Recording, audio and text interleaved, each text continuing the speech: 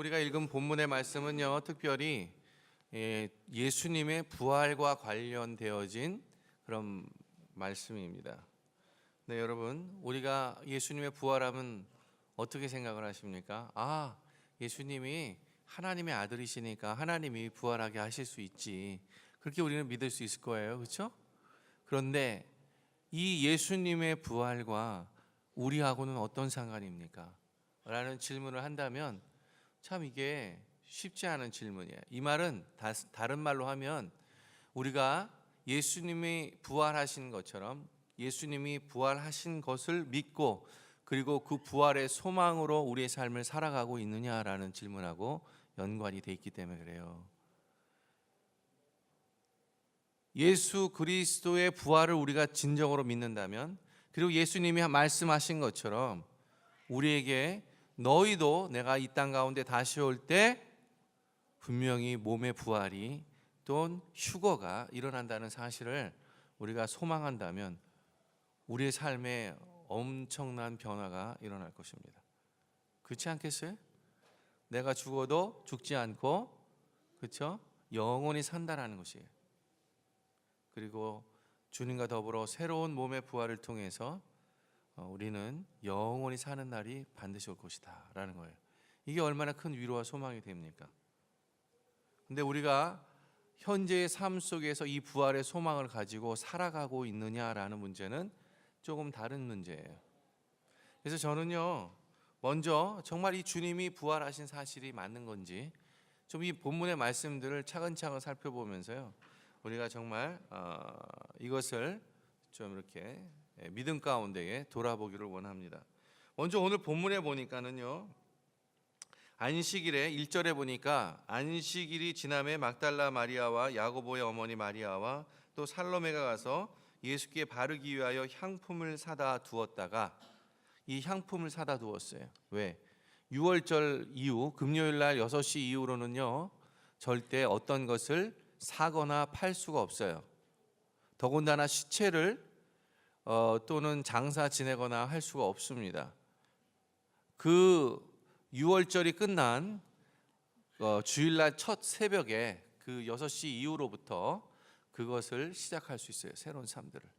그래서 안식 후 첫째 날에 이 막달라 마리아와 다른 마리아들이 함께 예수님이 묻혔던 무덤으로 올라가는 거죠. 무엇을 가지고? 향품을 가지고요.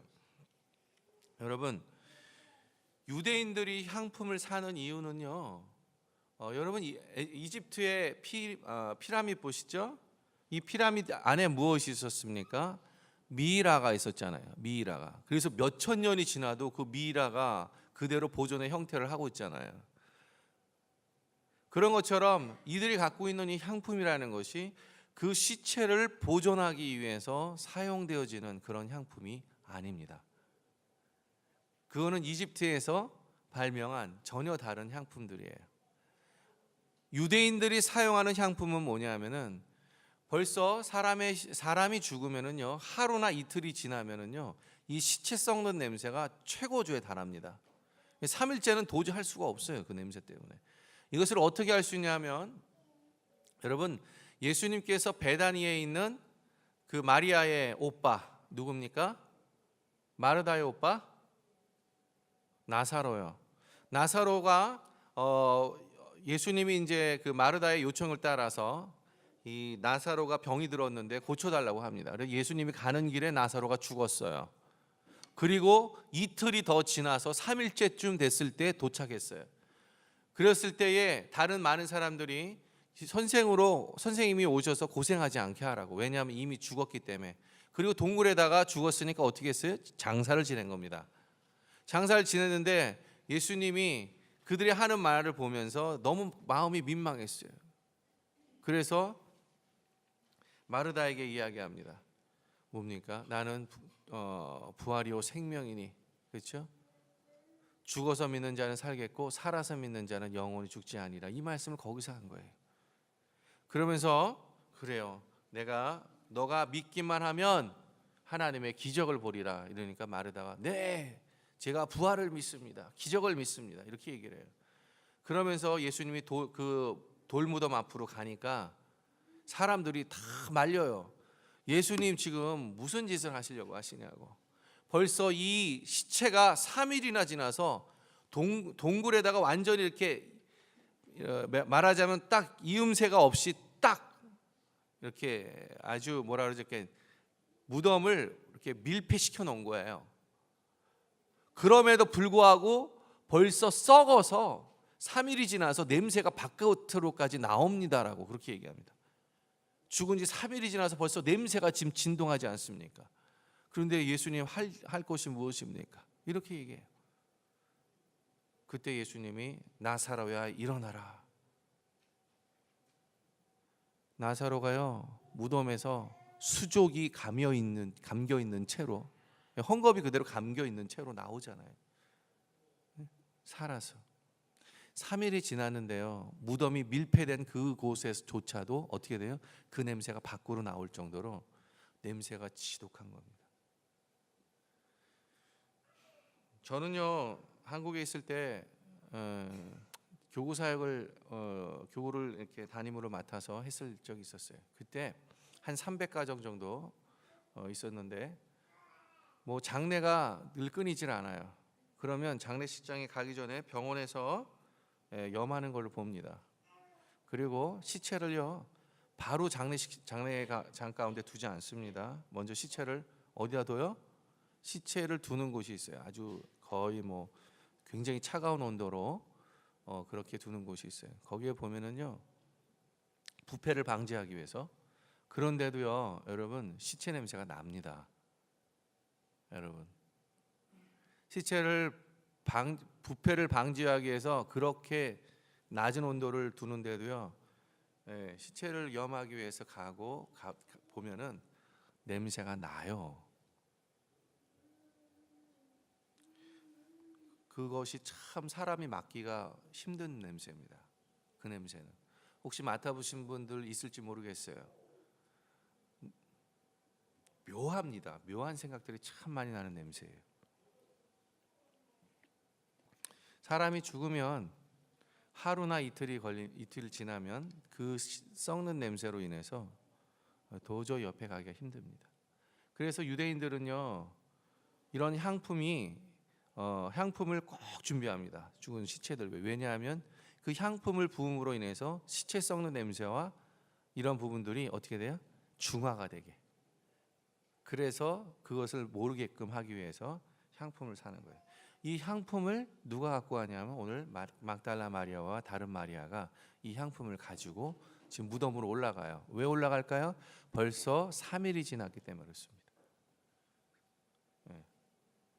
그 말은 뭐냐면 예수님이 이미 죽었다는 것이.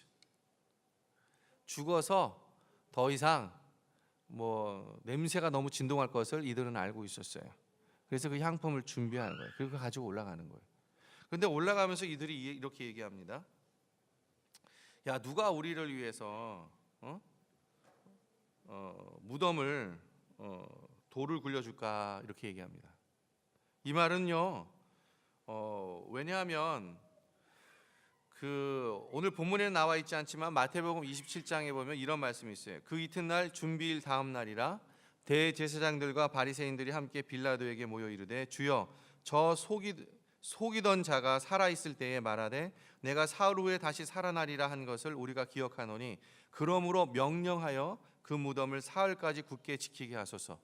그의 제자들이 와서 시체를 도둑질하여 가고 백성에게 말하되 그가 죽은 자 가운데서 살아났다 하면 후에 소금이 전보다 더 클까 하나이다 하니 빌라도가 이르되 너희에게 경비병이 있으니 가서 힘대로 굳게 지키라 하거늘 그들이 경비병과 함께 가서 굴을 임봉하고 무덤을 굳게 지키니라.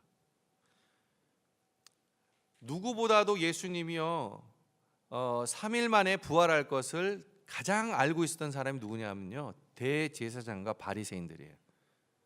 그래서 예수님을 죽이고 난 다음에 하루 지나서요 바로 빌라도에게 가서 뭐라고 얘기하냐면 저가 살았을 때에 사흘 만에 살아난다라고 분명히 얘기를 했기 때문에 그 속임에 속지 않도록, 혹은 그 제자들이 예수님의 시체를 훔쳐다가 어떻게 해요?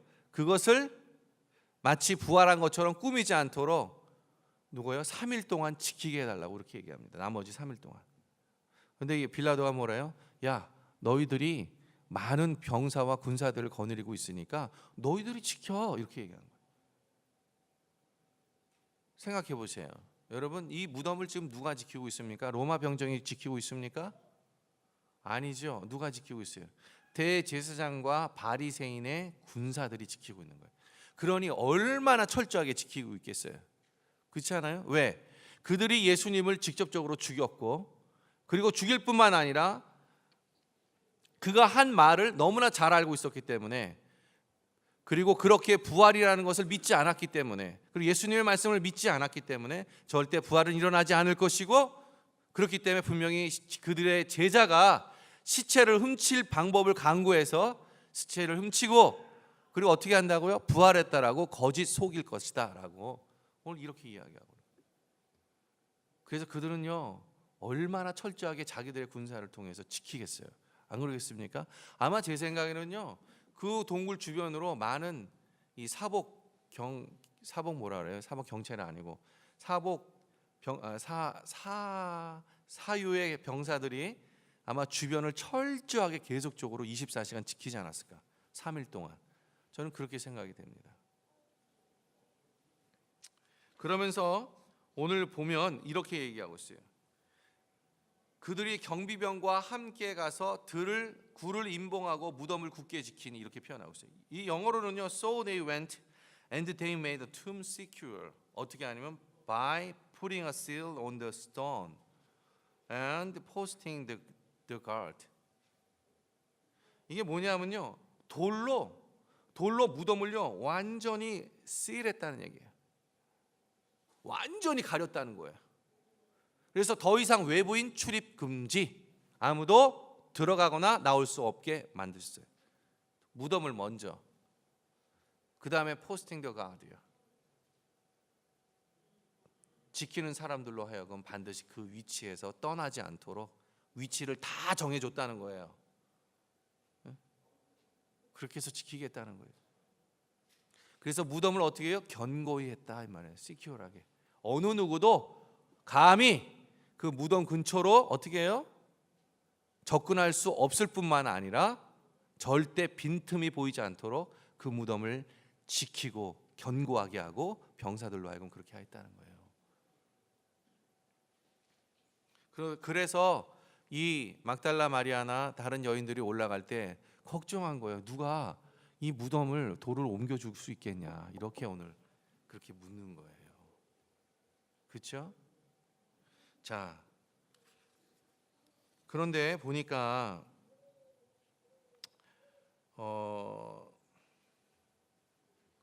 이미 무덤이 견고하게 봉해져서 여인의 힘으로는 또는 무덤을 열 수 없다는 것, 접근할 수도 없다는 것. 또 하나, 무엇보다도 견고하게 무덤을 지키고 있는 그 대제사장과 바리새인들이 군인이기 때문에 절대 도와줄 리가 없었을 것입니다. 그렇지 않겠어요? 그래서 이 여인은요 염려스러운 마음으로 이 같은 말을 서로 주고받고 있는데, 그런데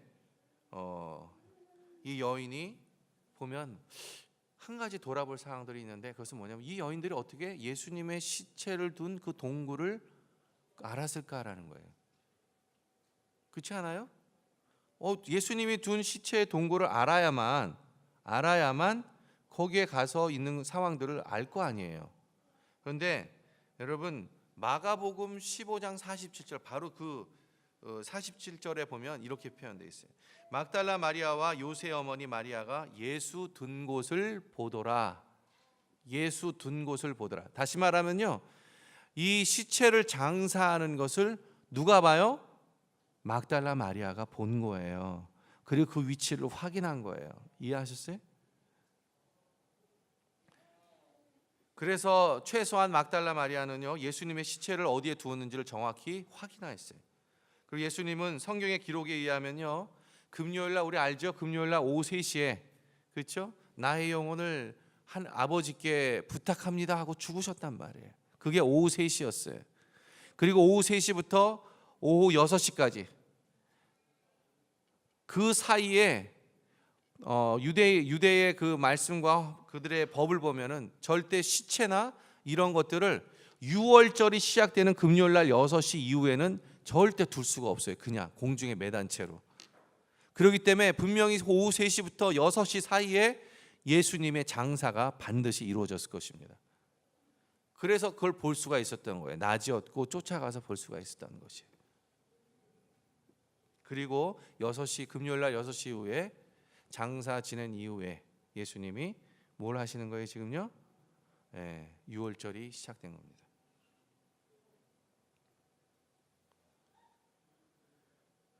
그래서 오늘 그 시체를 두었던 그 곳으로 지금 막달라 마리아가 확인하고 그 장소로 가는 것이에요.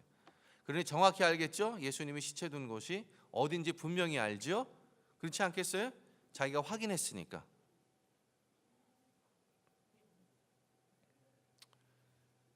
그리고 그 시체 두었던 그 몸의 시체가 벌써 3일이 되어서 냄새가 절정에 달했을 거고, 그런데 오늘 본문에서 보니까 이래요. 눈을 들어본즉 벌써 굴이 굴려져 있는데 그 돌이 심히 크더라. 벌써 굴이 열려져 있어요. 근데 그 돌을 보니까 엄청나게 큰 돌이에요. 보통 병사 한 5-6명 함께 움직여야 하는 그런 것들이.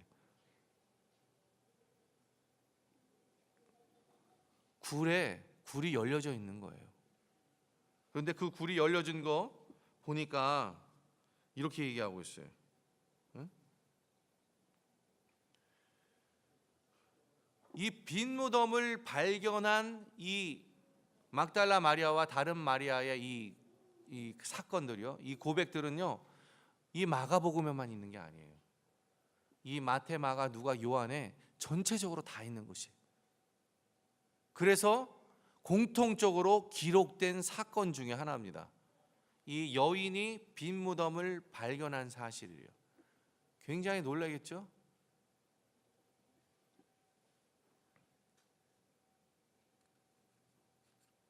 왜냐하면 이것이 중요한 증거가 되기 때문에 그렇습니다. 중요한 증거. 어떠한 증거가 되냐? 그것은 시체 없는 빈 무덤이다라는 거예요. 시체 없는 빈 무덤. 그거를 확인해 주고 있고, 그 시체 없는 빈 무덤을 통해서 무엇이냐? 둘 중에 하나라는 거죠. 예수님이 부활했든지 진짜로 말씀대로, 아니면 예수님이 부활하지 않았든지. 둘 중에 하나를 나타낼 거 아닙니까? 빈 무덤에서 무덤을 확인했던 이 여인들로부터 빈 무덤의 그 증거까지 이걸 다 가지고 있잖아요. 그럼 둘 중에 하나예요. 주님이 진짜로 부활했든지 아니든지. 둘 중에 하나일 거 아닙니까? 그런데 우리가 좀 돌아봐야 될 건 뭐냐면, 도대체 이 큰 돌을, 이 너무나 심히 큰 돌을 누가 옮겼냐 하는 것이에요. 누가 옮겼냐? 분명히 무덤을 지키던 병정들은 아니겠죠? 왜냐하면 절대 시체가 없어지는 것을 어떻게 해요? 그것이 방지하기 위해서, 그러한 일이 일어나지 않기 위해서 지키려 했던 것이 바로 이 병정들의 목적입니다. 그렇죠?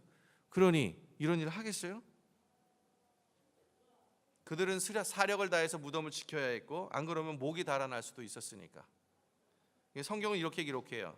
안식일이 다 지나고 안식 후 첫날이 되려는 새벽에 막달라 마리아와 다른 마리아가 무덤을 보려고 갔더니 큰 지진이 나며 주의 천사가 하늘로부터 내려와 돌을 굴려내고 그 위에 앉았는데, 그 형상이 번개 같고 그 옷은 눈같이 희건을 지키던 자들이 그를 무서워하여 떨며 뭐예요? 죽은 사람과 같이 되었더라. 왜요? 하늘에서 천사가 내려와서 이 돌을 어떻게 해요? 옮겼다는 얘기. 그 광경을 봤던 모든 로마 병상이 어떻게 돼요? 로마 병사들이 병사들이 어떻게 해요? 무서워하며 떨면서 죽은 사람 같이 됐다는. 그러지 않겠어요? 한번 생각을 해보세요. 우리가 이런, 모른지 모르겠지만 무덤을 지키고 있는데 갑자기 하늘에서 천사가 내려왔어.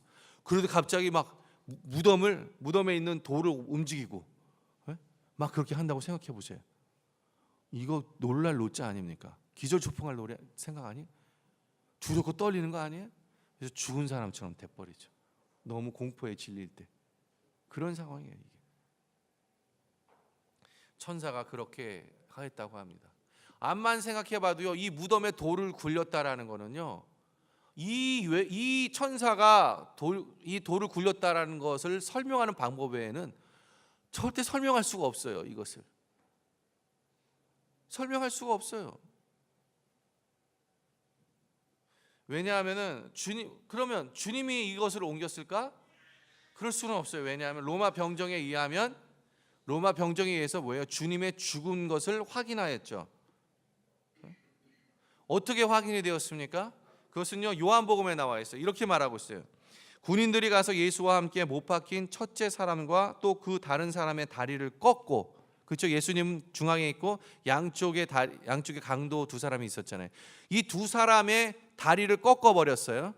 그런데 이 가운데 있는 예수님은 어떻게 돼요? 이미 죽으신 것을 보고 다리를 꺾지 아니하고 어떻게 해요? 그중 한 군인이 창으로 옆구리를 찔렀어요. 그랬더니 옆구리를 찌르니까 어떻게 해요? 죽은 것을 알고 옆구리를 찌르니까 어떻게 해요? 곧 물과 피가 어떻게 돼요? 피가 나오더라, 이렇게 했어요. 물과 피가 나오더라. 여러분, 의학적으로 죽은 사람의 정의를 어떻게 합니까? 그 사람의 호흡이 끊어진 것으로 정의를 합니까? 아니요, 그렇지 않아요. 두 가지가 있습니다. 두 가지가. 첫째는 뭐냐면 심장이 멈추면 죽었다라고 판단합니다. 심장이 멈추면 죽었다라고 판단하고 죽었다라고 그렇게 이야기합니다. 그래서 심장의 맥동수를 보면서 뭐라냐면 점점 심장의 맥동수가 떨어지는 어느 기준까지 떨어지면 그 다음에 이 사람은 죽어가고 있다고 얘기하고 마지막 운명을 죽을 것을 준비하고 있는 것입니다. 의사들은 그렇게 합니다. 그리고 또 하나는 뭐냐면요, 여러분, 심장이 왜 멈춰지면 사람이 죽은 것으로 얘기하냐면, 여러분, 심장이 멈춰질 때 심장이 하는 일이 뭡니까? 피를 온몸으로 순환시키는 일을 하는 것이 심장입니다. 그렇죠? 그런데 온몸으로 순환시키는 게 심장인데 그 온몸으로 순환시키지 못하기 때문에 죽은 것이에요. 그럼 그 결과가 어떻게 나오냐면 물과 피가 따로 분리가 되어집니다. 여러분, 그래서 이 사람이 죽은 거라는 것을 확실히 알 수 있는 거예요. 절대 산 사람은요, 이 피가 돌기 때문에 물과 피가 절대 분리되지 않습니다. 우리 몸의 70%가 물이에요. 그 물이 우리의 피와 함께 섞여서 도는 겁니다. 죽은 사람은요, 이 물과 피가 분리가 돼요. 그래서 오늘 옆구리에 창을 찔르니까 어떻게 돼요? 피가 나오는데 피만 나오는 게 아니라 물이 분리가 되어서 나온단 말이에요. 물과 피가 나누어져서 나온단 말이죠. 이건 죽은 사람의 특징입니다. 이미 의사라면 사망 선고를 이미 끝난 거예요. 성경이 이렇게 과학적이에요. 굉장히 과학적입니다. 성경이. 그리고 역사적입니다. 단순히 그러한 맹목적으로 믿는 것들이 아니에요. 그래서 예수님이 죽었다라는 것을 확인했어요. 옆구리에 찌르니 피와 물이 분리되어서 나오더라. 이렇게 표현하고 있는 거예요. 그래서 주님이 죽었기 때문에 스스로 이걸 돌이킬 수가 없어요. 무덤에 돌을 굴릴 수 없다고요. 진정 부활하지 않았다면 말입니다. 부활하셨어요. 이것밖에 설명할 게 없어요. 이것으로밖에 설명할 수밖에 없어요. 다른 어떠한 것으로 이야기할 수가 없는 것입니다. 이거 외에는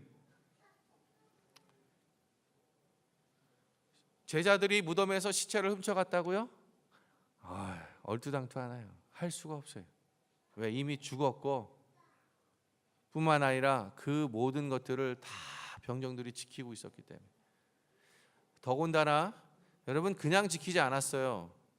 바리새인과 대제사장으로부터 엄청난 돈을 받았습니다. 이 지키기 위해서. 그러니 제자들이 아무리 돈을 줘도 그건 말도 안 되는 이야기죠. 매수할 수가 없었어요. 왜? 제자들은요, 쫓기는 몸이었어요. 생각해 보세요. 예수님이 잡히고 죽어서 잡혔을 때요, 자신들도 잡힐까 봐 로마 병정들이 자신들을 잡으려고 쫓아다니고 있다는 것을 너무나도 잘 알고 있었어요.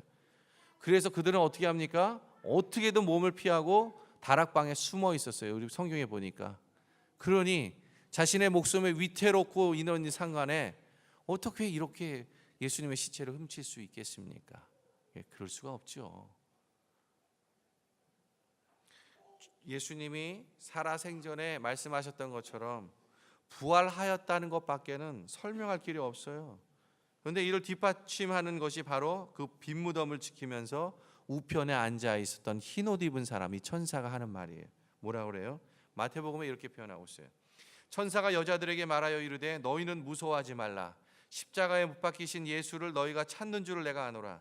그가 여기 그가 말씀하신 대로 살아나셨느니라.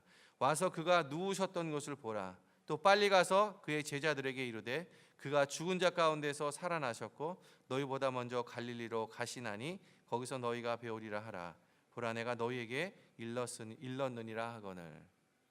여러분, 이 천사의 말입니다. 천사가 뭐라 그래요? 여기 계시지 않고 그는 살아나셨다 이야기합니다. 뿐만 아니라 그가 전하는 다른 말이 걸작이에요. 그가 평소에 예수님이 하시던 말씀대로 어떻게 해요? 갈릴리로 먼저 가서 있을 거다. 거기서 너희들 만날 거다라고 이야기합니다. 여러분, 예루살렘에서 갈릴리는요 하루 이상 걸리는 길입니다. 그렇죠? 예수님이 늘 말씀하셨어요. 내가 3일 후에 부활한 다음에 내가 갈릴리로 먼저 가서 너희들 기다릴 테니까 거기 갈릴리로 오라고. 그렇게 늘 말씀하셨잖아요. 이 말씀을 누가 전해요? 예수님이 아니라 그 천사가 전하고 있는 거예요. 그러면서 그러잖아요. 야, 너희 내 몸 다 볼 거야. 이렇게 얘기하는 거예요. 참 기적과 같은 일이 일어났어요. 예수님이 말씀하신 대로 그대로 이루어지고 있는 것입니다. 너무 놀라운 일이 일어날 때는 사실 기쁨보다는 두려움이 더 크죠. 아니나 다를까 이 소식을 들은 이 여인은요 몹시 떨면서 나와서 무덤에서 도망하고 무서워서 이 이야기를 아무에게도 하지 못합니다. 오늘 본문에서 보니까 여자들이 8절에 몹시 놀라 떨며 나와 무덤에서 도망하여 무서워하여 아무에게 아무 말도 하지 못하더라. 그런데 그때 예수님께서 먼저 안식 후 부활하신 후에 누구에게 제일 먼저 보이시냐면 막달라 마리아에게 먼저 보이세요. 10절 11절에 보면 이렇게 마리아가 가서 예수와 함께 하던 사람들이 슬퍼하며 울고 있는 중에 이 일을 알리는데 그들이 예수께서 살아나셨다는 것과 마리아에게 보이셨다는 것을 믿지 아니하니라. 분명히 마리아에게 보이셨다는 것을 이 마가복음 10장 11절은 분명히 이야기하고 있어요. 10절하고 11절은. 그래서 그거를 제자들에게 전하는데 제자들이 믿지 않아요. 그런데 이것을 똑같은 본문을 마태복음에는 이렇게 표현하고 있어요. 예수께서 그들을 만나 이르시되 평안하냐 하시거늘. 그들이 누구예요? 막달라 마리아와 마리아예요. 여자들이 나아가 그 발을 붙잡고 경배하니 막달라 마리아를 만나고 있는 거예요. 예수님 나타나셔서 야 얘들아 너희가 평안하냐? 딱 보니까 예수님이셔. 그러니까 어떻게 해요? 이 마리아가 막달라 마리아가 그 발을 붙잡고 경배하는 거예요. 붙잡고. 이에 예수께서 이르시되 무서워하지 말라. 가서 내 형제들에게 갈릴리로 가라 하라. 거기서 나를 보리라 하시니라. 이렇게 얘기해요. 여러분 여기서 막달라 마리아가 그 여자들이 그 발을 붙잡고 경배한다는 말은요 현재형이에요. 현재형. 다시 말하면 그 발을 붙잡는다라는 의미가 뭐냐면 그래 하나 예수님의 발을 이렇게 붙잡았다. 그리고 경배했다. 이게 아니에요. 계속적으로 붙잡고 있는 거예요. 그 발을 계속 붙잡고. 자 여러분 죽었다 난 산 사람 죽었다가 죽은 줄 알았던 산 사람이 돌아왔을 때 제일 먼저 하는 일이 뭡니까? 그 사람 진짜 살았는지 어떻게 해요? 막 이런 데 만져보고 진짜 그런지 만져보잖아. 안 그래요? 잘 만져야 돼요. 그때 아무 데나 만지면 안 돼요. 아시겠죠? 이게 안 웃으시네. 자, 발을 만져보고 만질 수 있는 데는 다 만져보는 거예요. 지금 그것을 표현하고 있는 겁니다. 그래서 너무 놀라워서 어떻게 돼요? 와 진짜 예수님이구나. 그 확인하면서 놀라움으로 경배하고 있는 겁니다. 그 말씀이에요. 이 말씀이에요. 여러분 단순하게 그냥 여기서 그 발을 붙잡으며라는 말, 우리가 생각하는 그런 해석이 아닙니다. 계속해서 확인하고 있는 거예요. 만지면서 진짜 그런지, 와 살았는지, 정말 그렇지 않겠어요? 생각해 보세요. 죽었다고 생각했는데 살아왔어. 와 놀랍죠.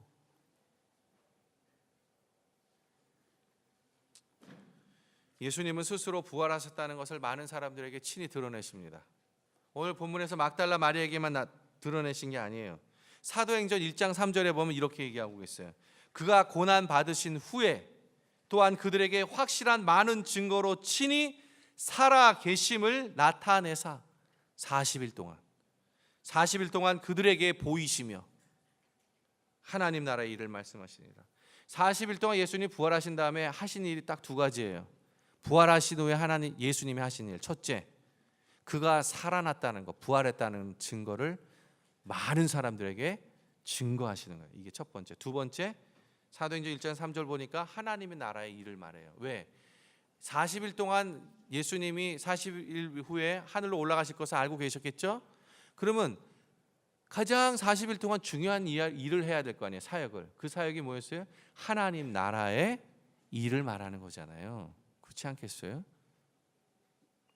그리고 부활하신 주님은요 40일 동안 자신의 살아계심을 친히 증거해요. 첫째는 예루살렘 성 안에서 오는 그 근방에서 첫째 막달라 마리아에게 나타나시고, 두 번째 다른 여인들에게도 나타나십니다. 마태복음에 나와 있고요.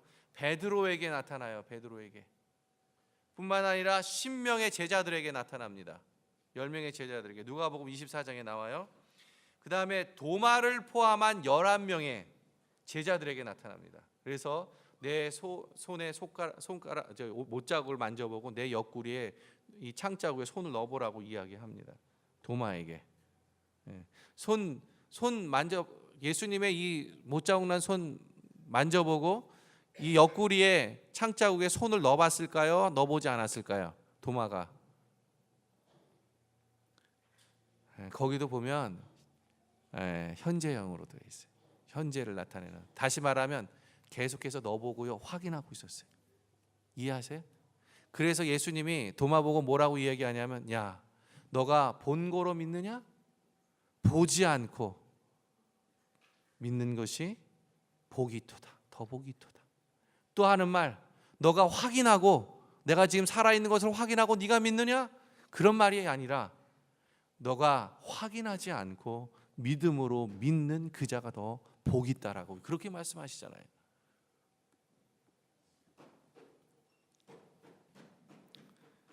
뿐만 아니라 승천하실 때, 예루살렘 근처에서 승천하실 때 500여 형제들에게 보입니다. 엠마오로 가는 두 제자에게 보입니다.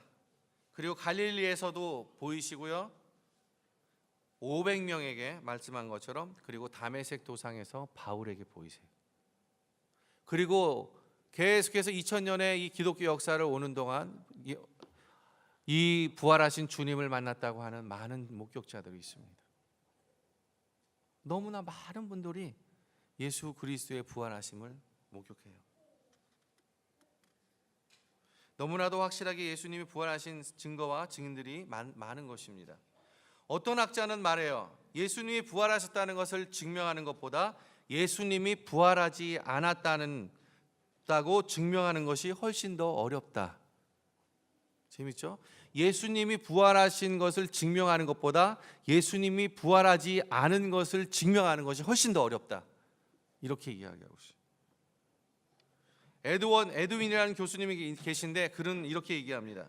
그리스도가 장사되었다가 사흘 만에 육체적으로 다시 살아난 사실은 지상에서 그를 알고 있었던 사람들로 하여금 그리스도와 새로운 관계를 갖게 했다. 그리고 그의 부활 사건은 아무도 부인할 수 없는 역사적인 증거를 가지고 있다. 기독교는 맹목적인 신앙이 아닙니다. 그것은 역사적인 사실 위에 세워진 것이에요. 맹목적인 신앙이 아니에요. 과학적인 근거 위에 또 세워졌어요. 이 사실들은 여러 세기를 거쳐서 수많은 학자들의 연구와 조사에 의해서 증명이 되고 있습니다. 많은 뛰어난 학자들이요, 나사렛 예수의 생애와 교훈, 죽음과 연구와 조사에 의해서 증명된 것입니다.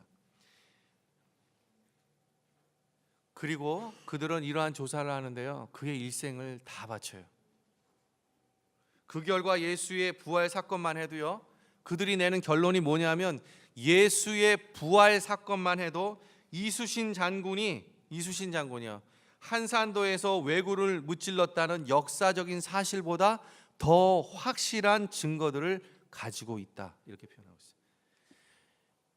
이수신 장군이 한산도에서 왜군을 무찔렀다는 그 역사적인 증거보다 더 많은 증거가 예수 그리스도가 부활했다는 것을 증명하고 있다는 거예요. 여러분, 그리스도의 부활의 소식은요, 신약시대 교회의 혁명적인 메시지였어요. 오늘날에도 또한 혁명적인 메시지입니다. 왜냐하면 역사적인 사실이기 때문에 그렇습니다. 예수님의 부활 사건은 말이 아니에요. 신화가 아니에요. 어떠한 거짓말들이 아닙니다. 실제적으로 일어난 하나님의 예언이고 준비된 구원의 역사입니다. 천지를 창조하신 하나님이 어찌 죽은 자를 살리지 못하시겠어요? 안 그러겠어요? 하물며 하나님의 아들이신 예수님을 왜 다시 살리지 못할 이유가 어디에 있습니까? 충분히 하고도 남으시죠. 예수님은 부활했습니다. 이것을 믿으세요? 그러면 우리가 우리의 소망이 이 예수님의 부활 가운데 있음을 다시 한번 돌아보시기를 바랍니다. 그리고 이 믿음 가운데 삶을 살아가시기를 바라요. 그리고 우리는 언젠가 예수님과 함께 부활의 몸을 가지고 부활할 것입니다. 우리는 이것을 믿습니다. 그렇다면 아까도 말씀드린 것처럼 우리가 참 질문하기 어려운 것들이 뭐냐면 어떻게 부활의 삶을 통해 영적인 부흥을 일으킬 수 있을까라는 거예요. 이 부활의 소망으로 우리가 삶을 살아갈 수 있을까라는 것입니다. 사랑하는 성도 여러분, 지난 금요일 날 제가 나왔을 때 이 말씀을 나눴어요. 같이 나오신 분들하고. 저는 이 교회의 나름대로의 비전을 가지고 있습니다. 이것을 지금부터 나누려고 합니다. 자, 그렇다면 이것은 부활의 소망을 가진 삶하고 연결이 되어 있어요. 어떻게 이 소망된 삶을 이 세상 가운데 삶을 살면서 살아갈 수 있을까라는 거예요. 이것은 바로 우리의 영적 부흥과 영적인 성숙, 그리고 믿음의 성장과 성숙과 관련되어 있다는 것이에요. 그런데 사도행전에 보니까 이 말씀이 이렇게 표현되어 있어요. 사도행전 6장 7절에 보니까 하나님의 말씀이 점점 왕성하여 예루살렘에 있는 제자의 수가 더 심히 많아지고 허다한 제사장의 무리도 이도에 복종하니라. 하나님의 말씀이 왕성해야 합니다. 하나님의 말씀이 왕성한다는 것은 뭐냐면 여기서는 increase라는 단어를 썼어요. increase, 증가한다, 계속. 하나님의 말씀이 어떻게 증가합니까? 하나님의 말씀이 이미 있잖아요. 이 성경이 있잖아요. 그런데 어떻게 하나님의 말씀이 증가해요? 여러분 생각해 보셨어요? 어떻게 증가할 수 있습니까? 그것은요, 이 회심한 이 성도들이, 이 회심한 제자들이 어떻게 했냐면 하나님의 말씀을 서로의 삶 가운데 적용하면서 뭐 하고 있는 거예요? 그 삶을 말씀 속에서 나누고 있는 이 모습이 점점 증가하고 있는 거예요. 그것을 성경에서는 말씀이 왕성한 것으로 본 것입니다. 이것이 그들의 영적인 성장과 성숙을 일으켰던 거예요. 그리고 그들의 믿음의 성장과 성숙을 이 가운데서 일으켰던 것입니다. 말씀에 순종함으로 사람의 마음이 바뀔 수 있는 것이지 자신의 의지를 따라 사람의 마음이 절대 바뀔 수 없어요. 사람은 사람을 바꿀 수가 없습니다. 반드시 한계에 부딪혀요. 사람을 바꾸시는 것은 성령 하나님이십니다.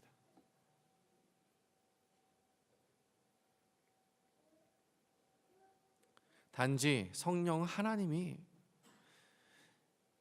사람을 통해서 함께 일하시기 때문에, 협력해서 선을 이루기 때문에 이러한 믿음을 가진 자들을 통해서 성령 하나님이 이러한 영적 부흥과 영적 성장을 일으키시는 거예요. 말씀을 왕성하게 하시는 거예요.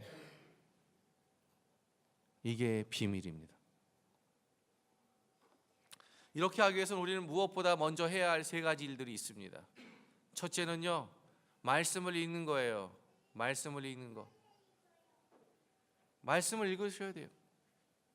성경은 책으로 된 하나님입니다.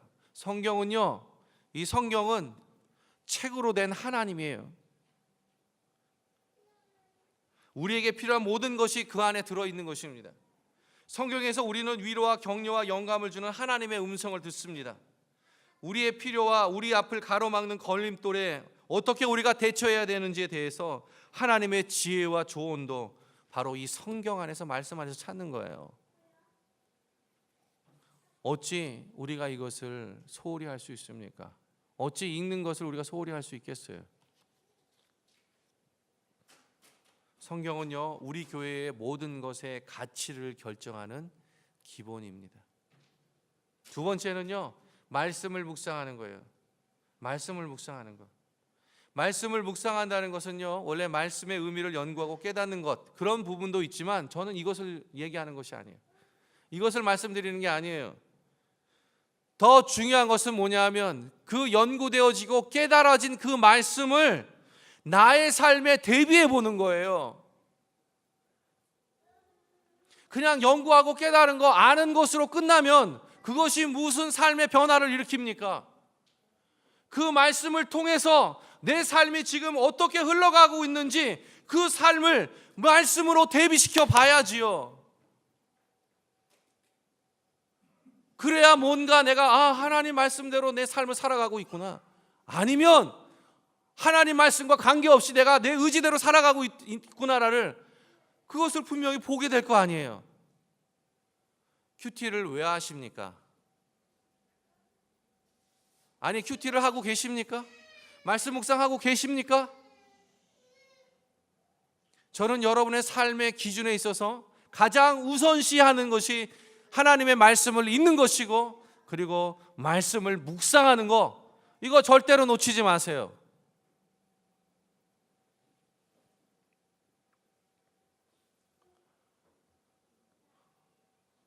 우리 교회 모든 성도님들은요, 모든 것의 우선순위가 말씀을 읽는 것과 그리고 말씀을 묵상하는 것에 있어야 되는 줄로 믿습니다.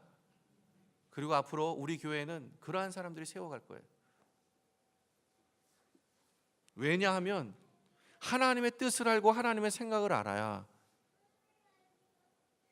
하나님의 교회를 세워갈 거 아닙니까? 성령 하나님이 그 사람 사용할 거 아니에요.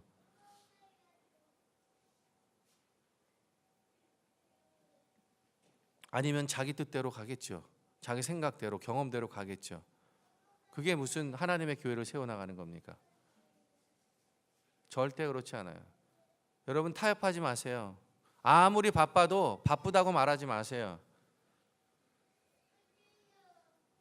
바쁘다고 하는 분들의 이 삶을 돌아보면요, 진짜 바쁘기도 하겠지만 대부분 어떤 삶의 스케줄 안에 딱 들어가 있어요. 그 스케줄이 주는 그러한 무거움과 그 중압감 때문에 늘 입에 달고 하는 말이 뭐냐면 나 너무 바빠요. 여러분, 나 너무 바빠요. 그 자신의 짜여져 있는 이 생활의 이 패턴들 통해서 그걸 보면서 나는 바쁘다라고 이야기하는 거예요. 아니요, 그렇지 않습니다.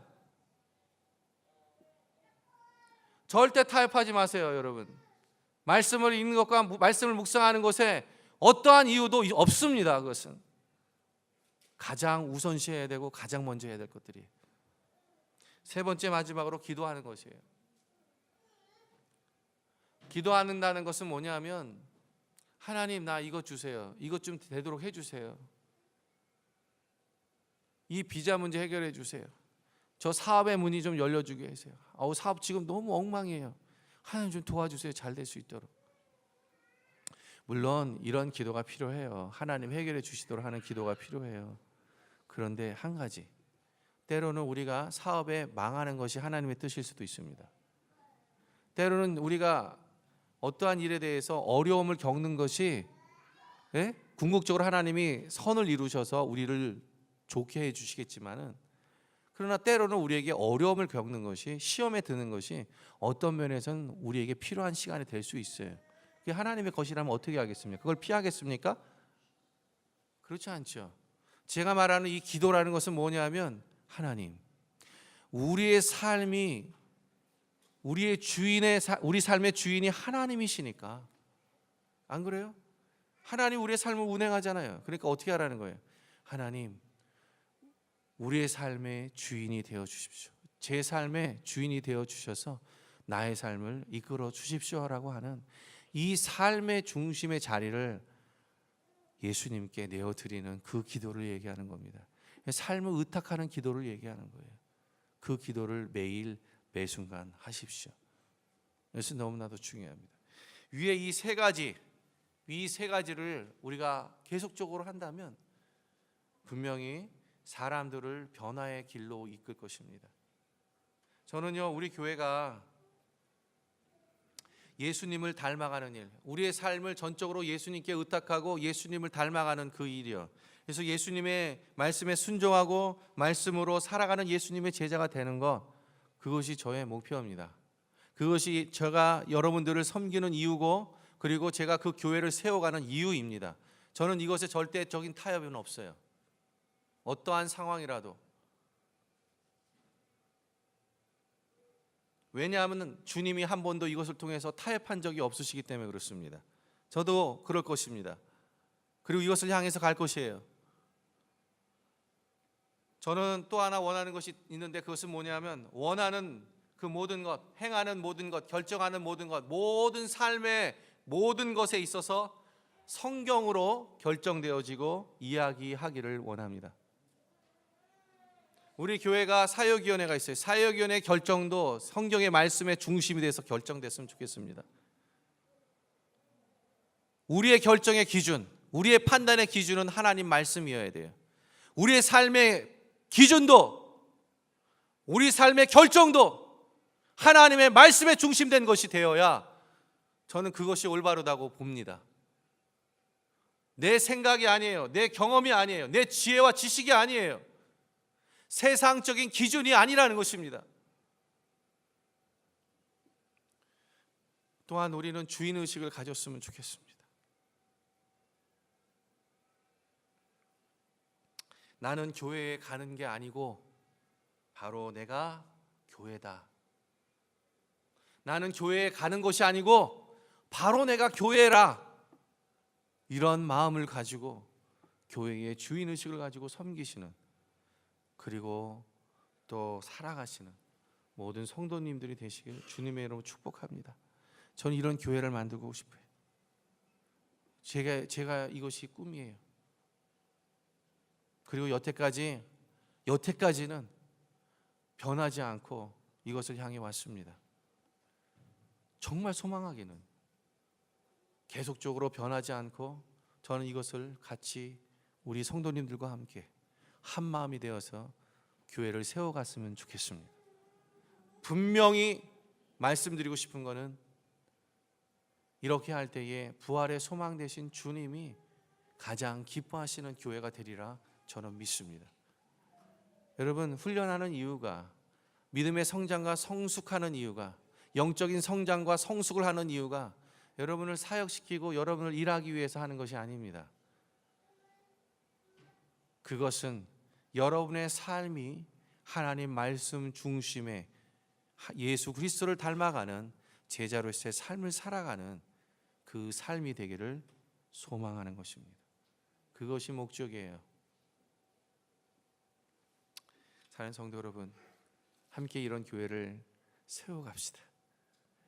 그리고 부활의 소망 되신 주님 꼭 붙잡고 흔들리지 말고 견고하게 세워서 우리의 믿음의 삶을 함께 살아가는 모든 한인연합교회 성도님들이 되시기를 주님의 이름으로 축복합니다.